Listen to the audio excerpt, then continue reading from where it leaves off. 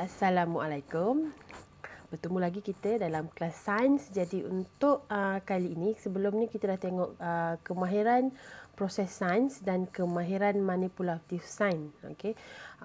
Kemahiran proses sains, kemahiran manipulatif sains dan juga peraturan bilik sains. Jadi hari ini kita akan masuk tajuk pertama, iaitu mikroorganisma. Okey. Jadi kita akan tengok apa itu mikroorganisma. Okey, jom kita tengok apa itu mikroorganisma.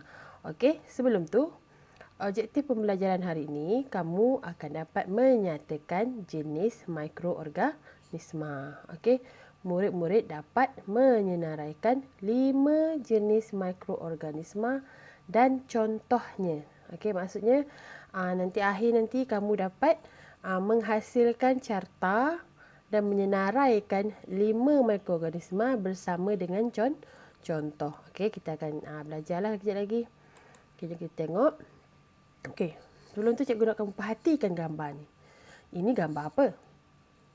Ini ialah gambar roti. Ada tak yang tak pernah makan roti? Tak ada kan? Okey, sekarang ni pernah tak kamu buat roti?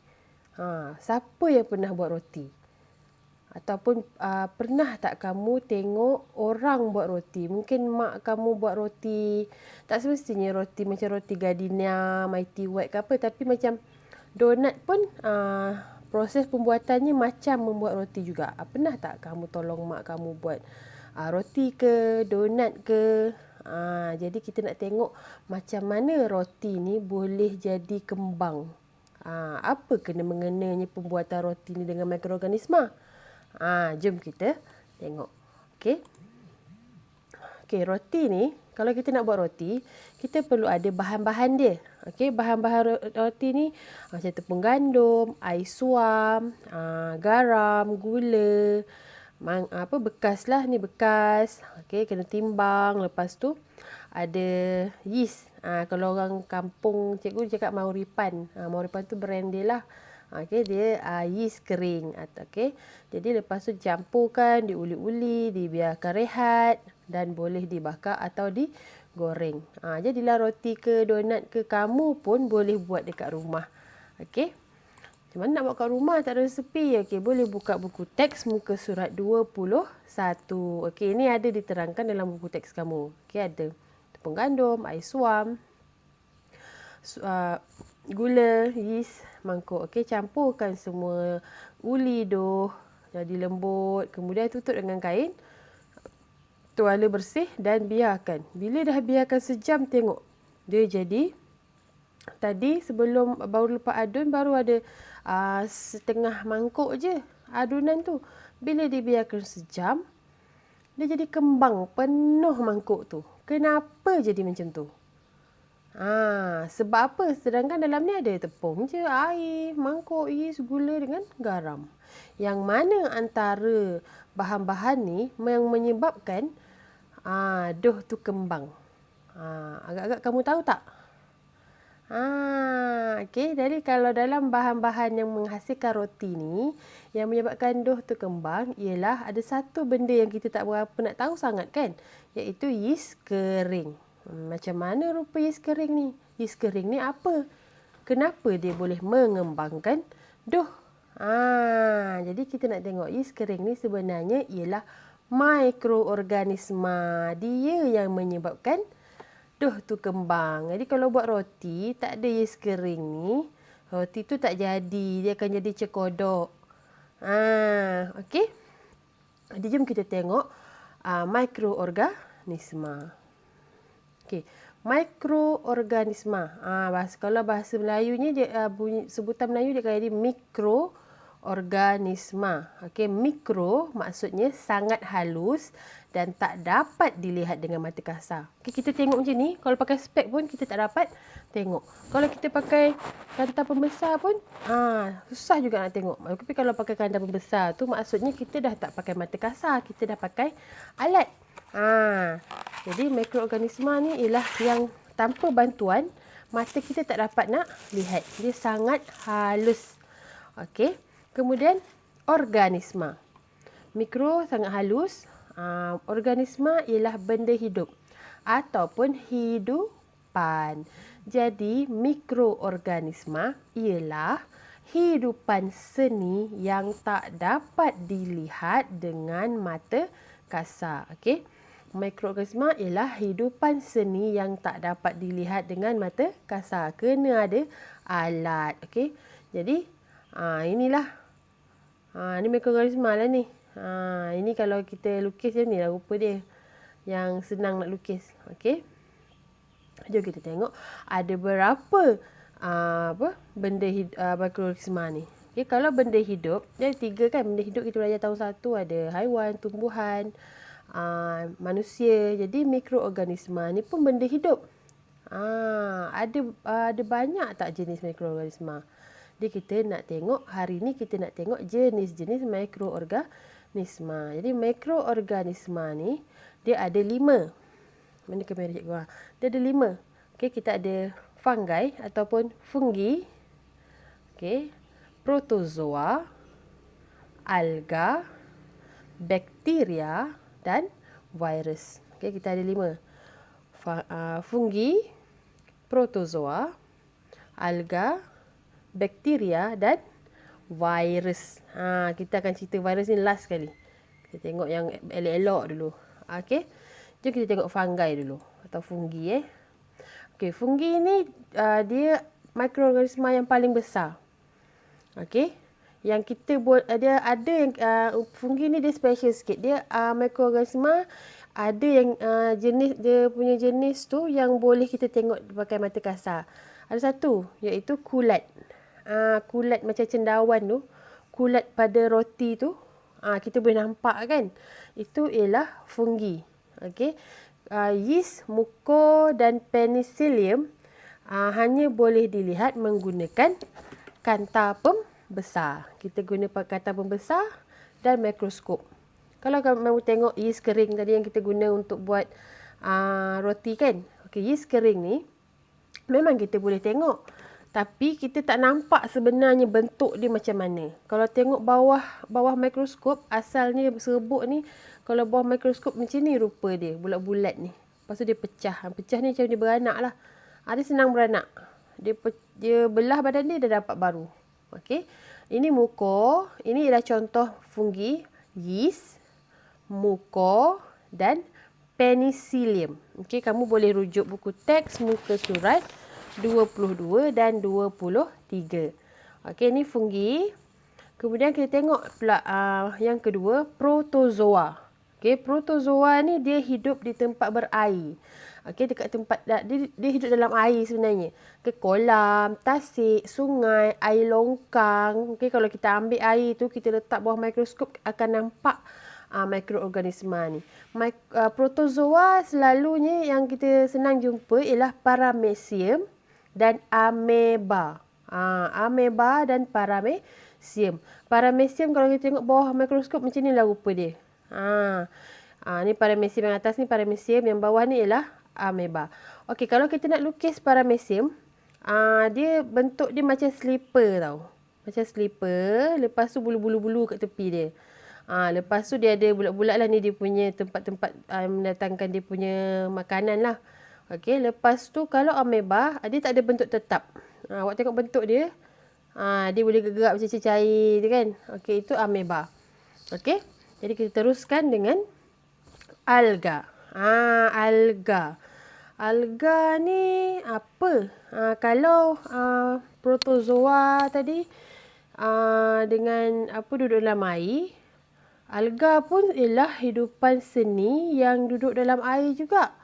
Tapi dia lebih kepada air laut dan dia bersifat tumbuhan. Alga ni bersifat tumbuhan. Jadi kalau dia bersifat tumbuhan, dia buat makanan dia sendiri. Menggunakan proses fotosintesis. Ingat lagi tak fotosintesis? Belajar tahun 4. Proses tumbuhan membuat makanan sendiri. Jadi alga ni dia buat makanan sendiri. Dia tak perlu nak cari makan, dia cuma perlukan cahaya matahari je. Dan alga ni dia duduk dalam air. Kalau kamu pernah tengok cerita SpongeBob, kita ada plankton kan, dia hijau kan. Itu sebenarnya ialah spesies alga. Okey, antara jenis alga ialah phytoplankton dan spirogyra.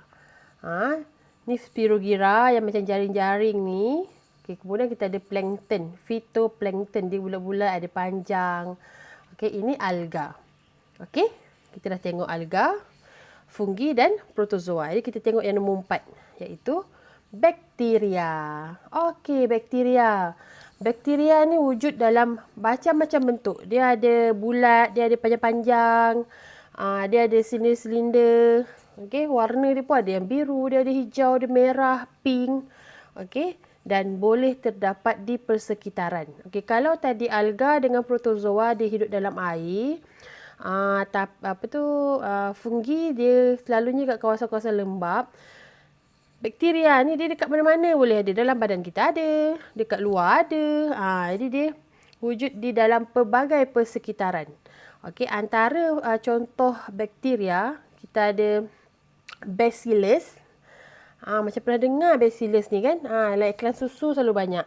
Lactobacillus Lepas tu dalam yogurt. Kan itu ialah bakteria. Kita buat makanan. Nanti kamu akan tengoklah nanti bakteria baik ke, bakteria jahat ke. Kalau kamu pernah dengar perkataan bakteria baik, bakteria jahat. Itu ialah bakteria. Ada yang baik, ada yang jahat. Okey. Kemudian kita ada Streptococcus. Streptococcus. Okey, ni bakteria Streptococcus.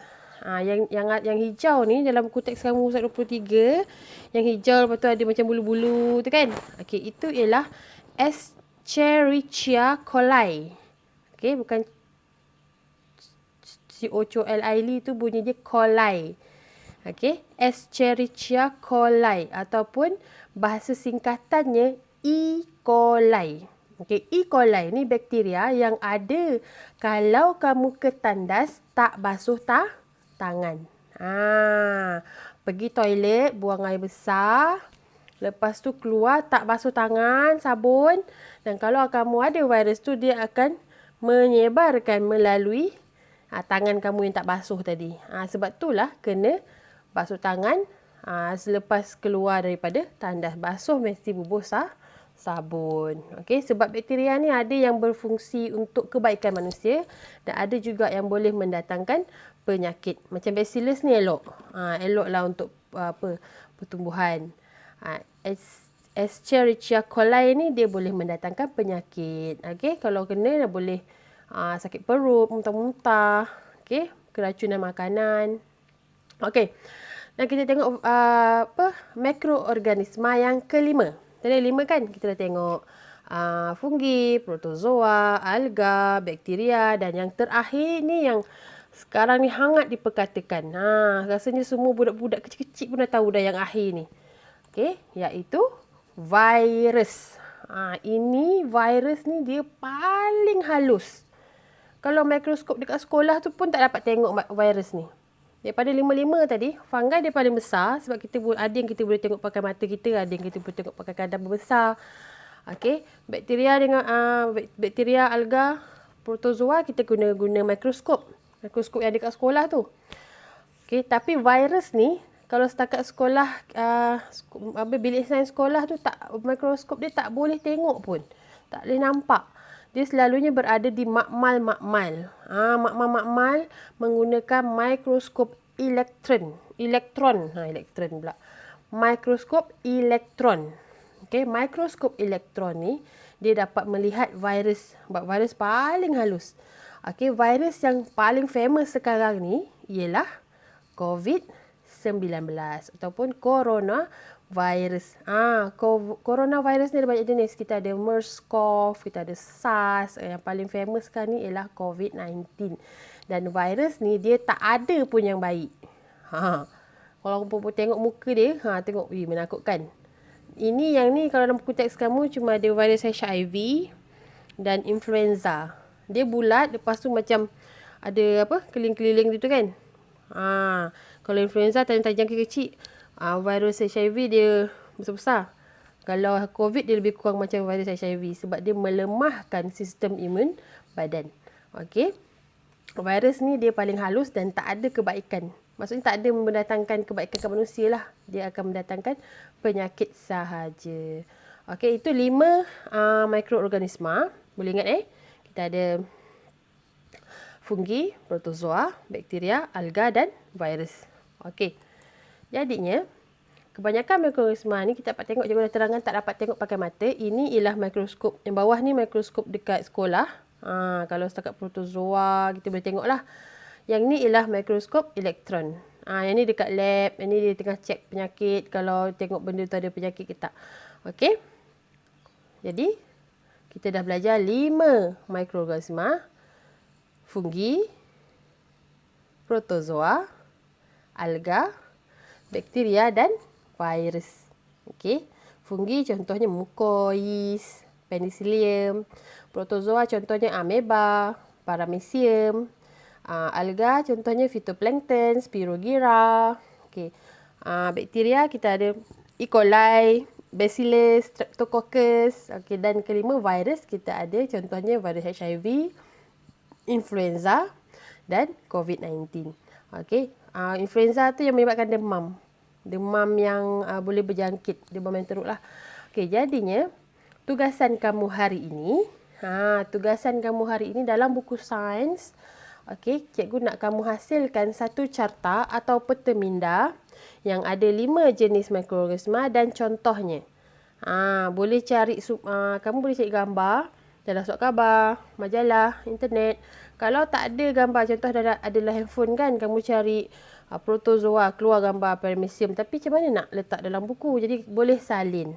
Tak susah pun, salin je. Rupa dia macam slipper je. Ameba pun macam air je kan. Jadi kemudian kamu hasilkan carta. Boleh buat bentuk carta minda macam ni. Ataupun peta iting macam ni. Okey, yang ni tak ada contoh dia. Yang ni virus, bagi tahu contoh dia berapa. Dapat 2 contoh jadilah. E. coli pula. COVID-19, HIV. Okey, dia mesti ada mikroorganisma dan contohnya. Kemudian ambil gambar dan hantar tugasan dalam channel Telegram. Pastikan kamu tulis nama dan kelas. Sebab kalau kamu tak tulis nama, hantar gambar je, cikgu tak tahu siapa yang hantar. Okey, setakat tu je hari ini. Jumpa lagi dalam kelas akan datang. Bye.